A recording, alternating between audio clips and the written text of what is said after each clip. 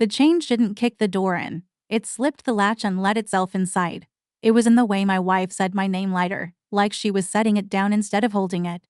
It was in the smile she kept somewhere else, taking it on and off like jewelry. She used to smile with her whole face. Lately the eyes arrived late. Or not at all. I told myself it was work. Everyone was drowning at her office deadlines, layoffs, new managers. I told myself it was winter, a phase we'd laugh about later. Denial is an old house. You can find a room for anything if you keep opening doors. One Wednesday I came home early with takeout from the place she loved. The door swung open and she was on the couch turned away, whispering into her phone like the sound itself could get caught. When she saw me, she flinched, not a jump, just a pebble ripple. "Hey," I said, holding up the bag like proof. She ended the call and gave me the guest smile. "Just a friend," she said when I asked. The food went lukewarm on plates we barely touched. Later, folding laundry, I lifted one of her sweaters to my face because I'm that kind of husband, the kind who misses his wife while she's in the next room. The scent wasn't her perfume. It was him, cedar and pepper, clean in a way no detergent gets. I froze. A man with a mortgage and suddenly idiot hands. For a beat I could almost see him. As if the smell had a shape, taller than me, neat hair, careful hands. I put the sweater down like evidence and listened to the house settle. The week spent out of shape. She started dressing like she was meeting someone who hadn't decided about her yet. New blouse, new boots, the red lipstick she once saved for weddings, then no perfume at all, as if trying to keep the air neutral. Her phone learned a new trick: face down, locked, never on the kitchen counter where it used to live. She angled her body away when she texted. I argued with myself the way lawyers make closing statements. She's tired. She's allowed privacy. Love requires trust. The math didn't add up. Every reassurance needed a footnote, and the footnotes were becoming their own story. Our easy habits: Saturday coffee. Her feet finding mine in sleep, thinned at the edges like fabric wrapped to transparency. On a night I couldn't sleep, I made tea and watched the steam braid into the dark. Somewhere outside, the car door thudded. Then the quiet rolled back in, and with it a thought that pulled out a chair. You don't have to guess. You can know. I didn't tell her about the chair. In the morning I shaved like a man with a plan, buttoned the good shirt, and drove to work the slow way. At a red light I looked up a name I'd heard from a coworker, Daniel, private investigator. His website was plain: no promises, just a number and a line about answers costing less than doubt. I saved the contact and watched the light turn green. By lunch I had decided I wouldn't accuse or beg or turn our home into a courtroom where I argued against evidence I didn't have. I would hire him if I was wrong. I'd apologize to the quiet and learn to live with my guilt if I was right. I'd stop living with the question. Either way, I would know. Daniel answered on the second ring with the voice of a man who cleans up after storms. No sales pitch, no drama. Tell me what you're seeing, he said. And let the silence be big enough for me to fill. I told him about the new clothes, the different smile. The phone turned face down like it was shy. I told him about the cologne that didn't belong to us. He didn't say, "I'm sorry," he said, "Okay." We met the next morning at a diner off the highway, a place that smelled like coffee. Mid-50s, neat beard, attentive without being curious. He took notes in a small notebook while I talked, then slid it aside. "Here's how it works," he said. "You give me a schedule.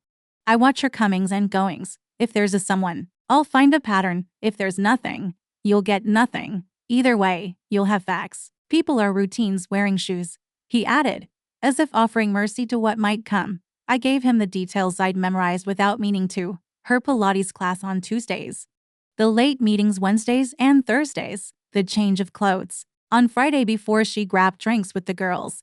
He took the spare key to her car and asked for a recent photo. When the check came, he paid, as if to make clear he wasn't on my side or hers, just on the side of the job. Those first days felt like standing in a doorway listening for a sound you hope not to hear. I worked, answered emails, made dinner. I didn't taste. I didn't snoop through her phone or grill her with questions. I acted my part so well I almost believed it. Every time she said she'd be late, I nodded and watched her leave. On the fourth day, Daniel called. She left work at 6:13, he said, drove across town, parked behind an office building on Elm, went inside. 20 minutes later, a man met her in the lobby and they took the elevator to the fourth floor. My breath caught on the word man. "She's meeting someone regularly," he said. "Same man yesterday, same man last week, Thursdays too." "Where?" I asked, bracing for a hotel. "A therapist's office," he said. Suite 402. Plaque reads, Ezra Paxton, PhD. For a second the floor shifted but didn't crack. Therapy. Of course, maybe she was trying to fix herself before she came to me. Maybe the new clothes were armor. The hidden phone a boundary.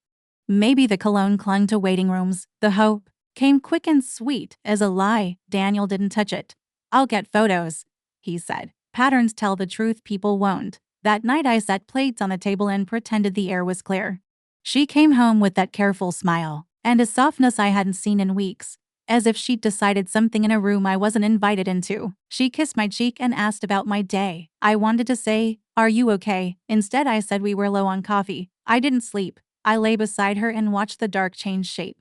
If it was therapy, I wanted to cheer for her. If it wasn't, it was therapy plus something I needed to know which door I was walking through. Morning would make a promise either way. I chose to wait for proof, not guesses. I chose to be the man who didn't flinch until the facts hit the floor. Asterisk Daniel texted first, "Are you able to talk?" And a photo arrived before I could reply. It loaded one swipe at a time.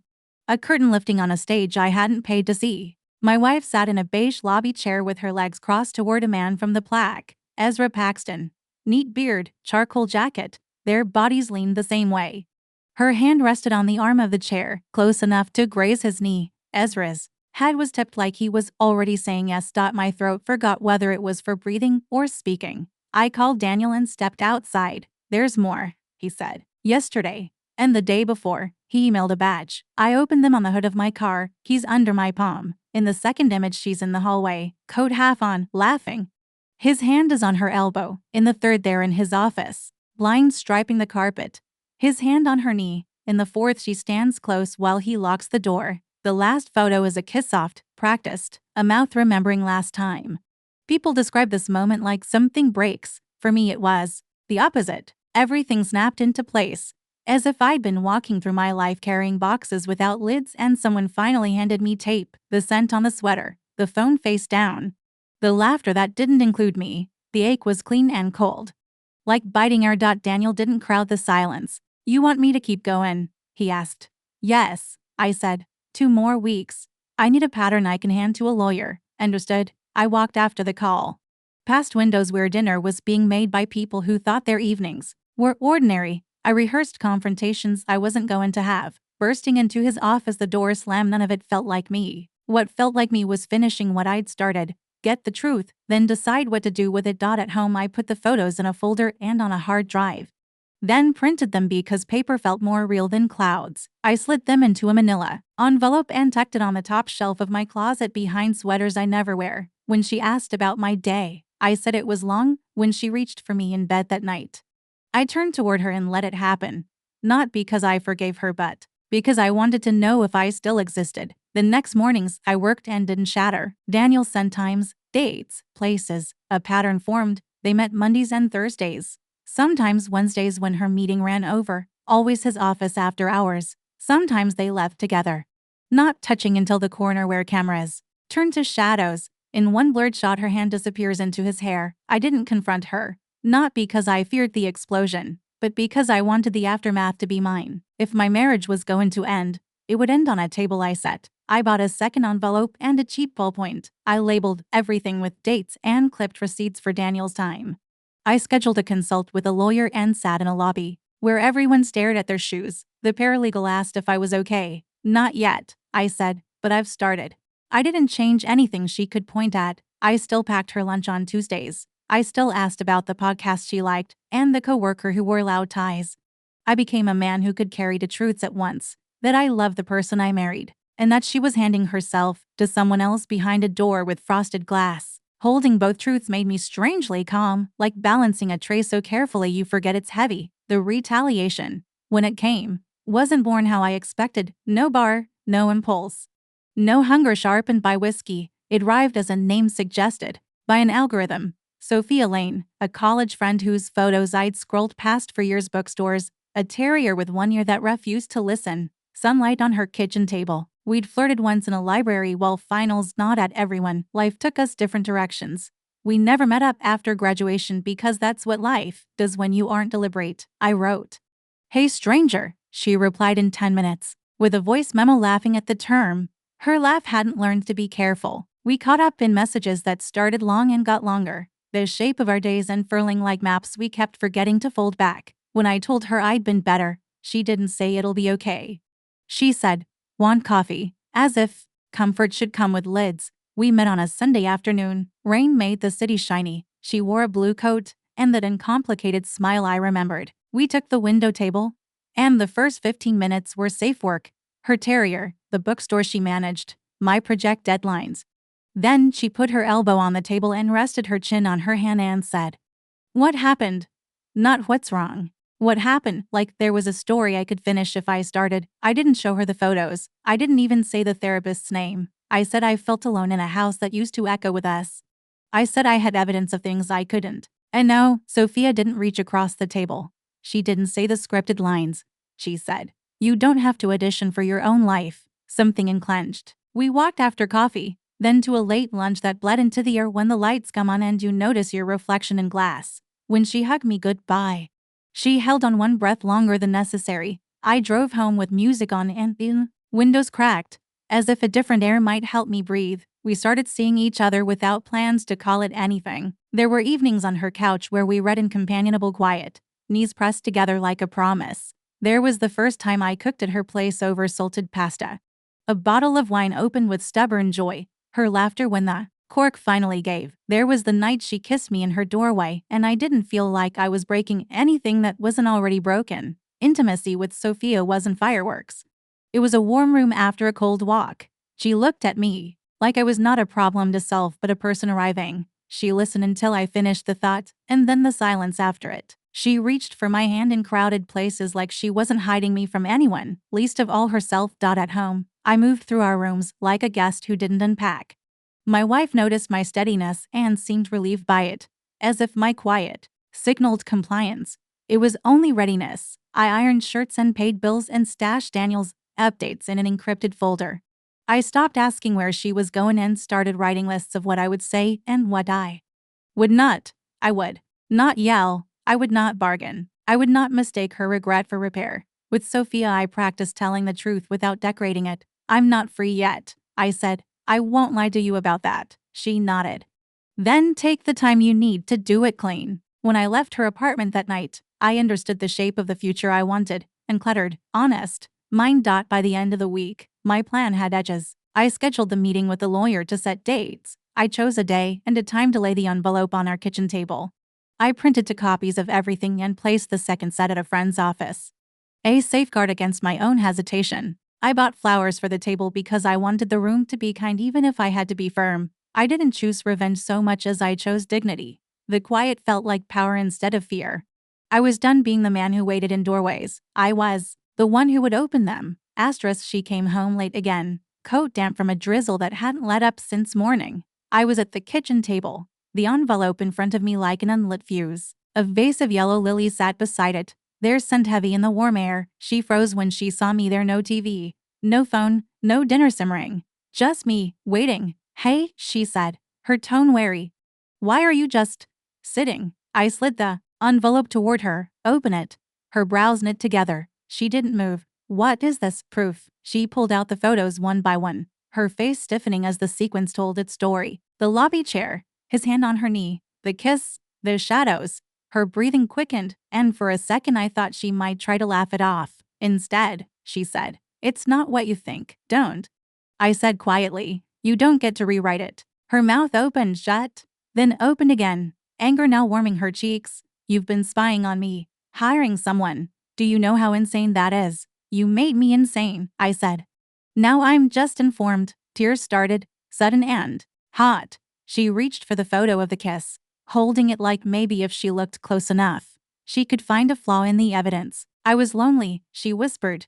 "So was I said, my voice steady. "Difference is, I didn't fix it in someone else's bed." She stared at me, caught between shame and fury. That's when I decided to give her the other truth. "I've been seeing someone," I said. "Sophia, an old friend." Her eyes widened, the shock sharp enough to cut through her defenses. "You, what?" "While we were still married." I nodded. "While you were still lying to my face." Her tears dried fast, replaced by heat. "So you're no better than me." "Maybe," I said, leaning back in my chair. "But I didn't break us first, and I didn't pretend afterward." She stood there gripping the photos like they were burning her hands. The room felt smaller, the lilies too bright in the corner of my eye. She set the pictures down, face up, then pushed the envelope back toward me. "You're a bastard," she said, voice low. I smiled without humor. "And you're free to leave whenever you like." She walked to the bedroom without another word, the sound of her suitcase zippers tearing the air. I stayed at the table, listening, the scent of lilies pressing in like a reminder that beauty and endings can share the same room.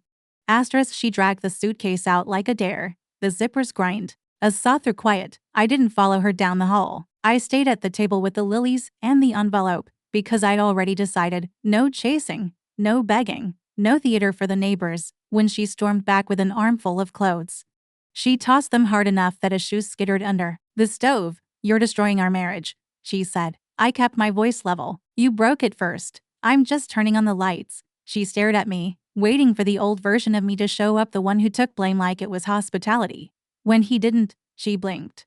"So, what now? We pretend we're equal. You cheated too." "I started seeing someone after I had proof," I said. "You started while you were promising me nothing was wrong?"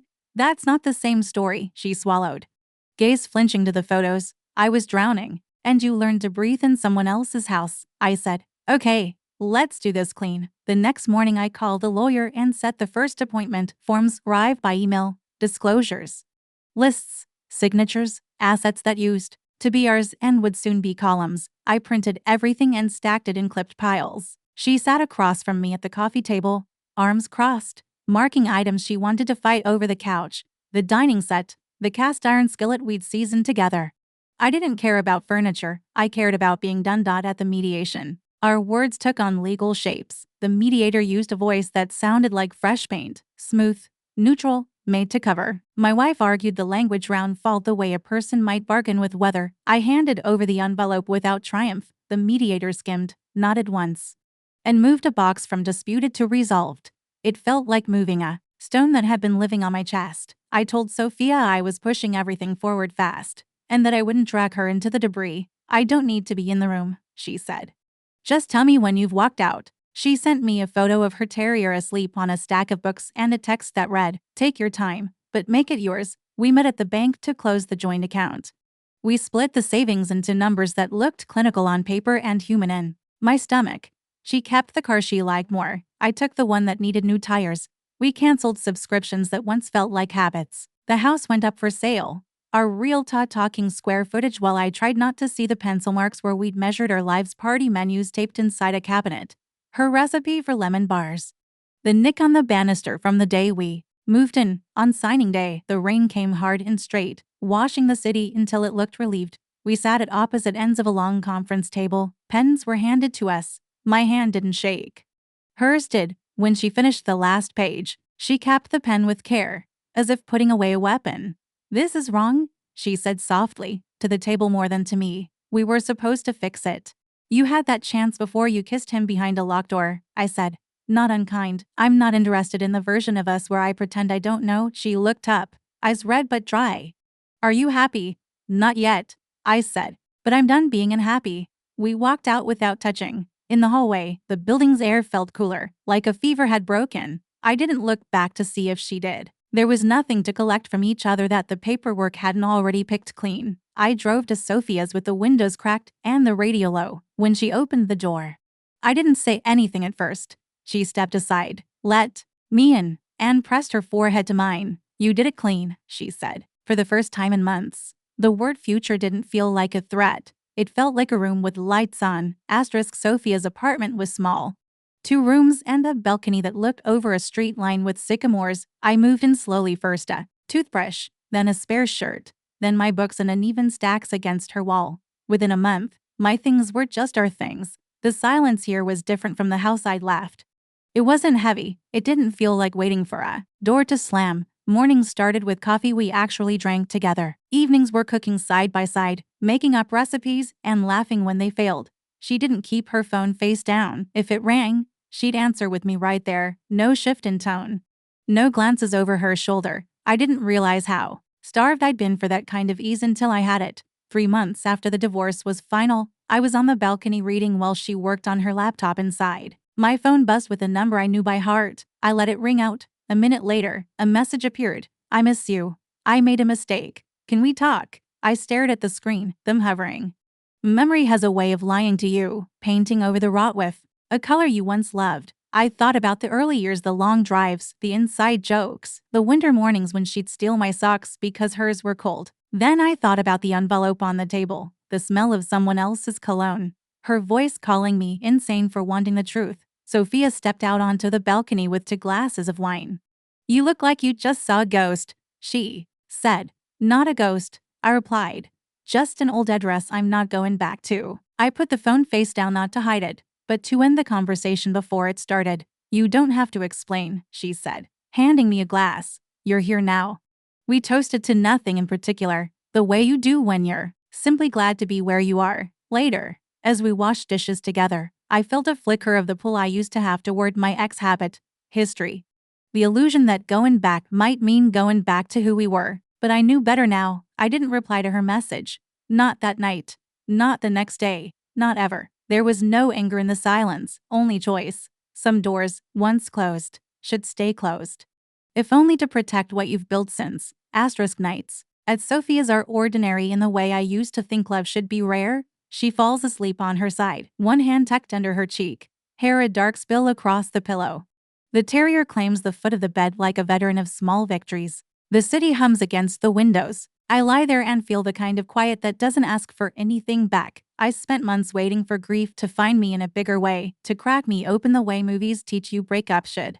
It didn't. Loss came as small inventory. A mug I didn't pack. A sweater I won't smell again for evidence. The phantom weight of a ring I stopped wearing the day I signed my name in triplicate. In between those items was room for making a grocery list with someone who doesn't hide their screen, room for reading in the same space without negotiating attention, room for laughter that doesn't need to be explained. Sometimes the old house shows up as a postcard in my mind. The Saturday morning when we were still us, pancakes and radio static.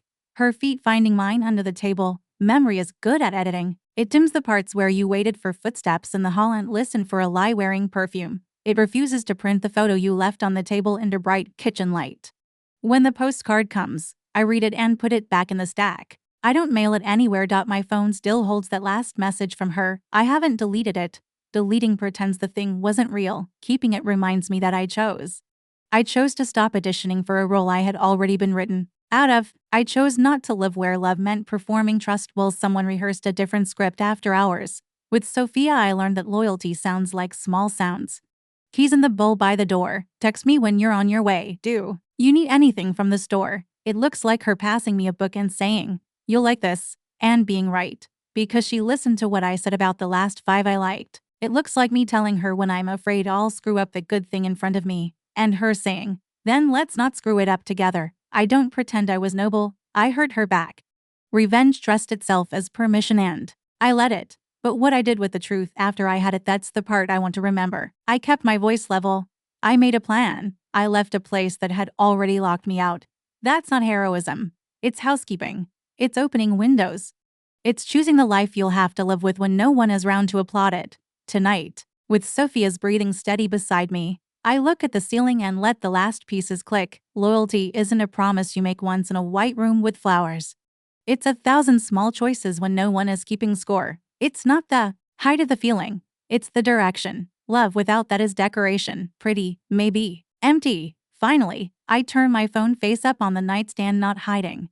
Just there. In the morning we'll argue about whether a plant counts as furniture, and then buy one anyway.